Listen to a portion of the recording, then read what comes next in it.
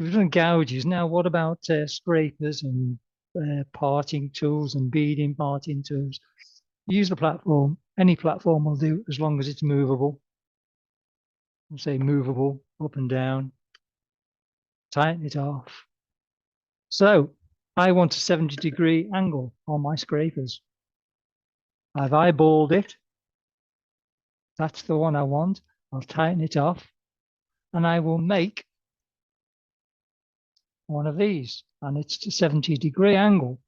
So what I will do is I will put that on there and move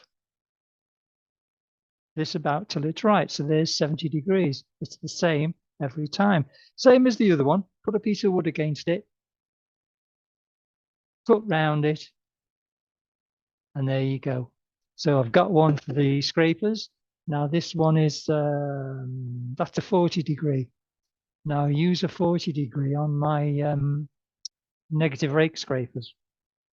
So again, put it on there. And there you go. Touching the wheel, tighten it off, 40 degrees. I've got this one here, 25 degrees. So that's the top of my negative rake scraper, and this is the bottom of it.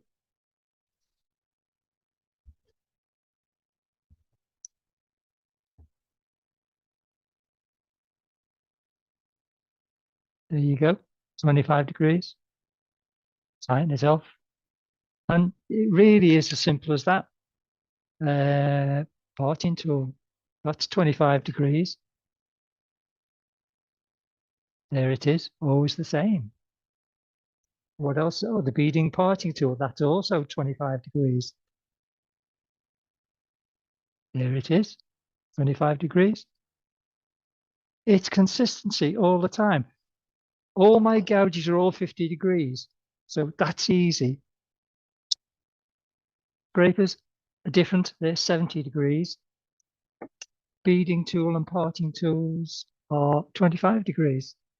Keep it consistent. Don't change your angles. Once you've got it for life. Easy. Hope it helps.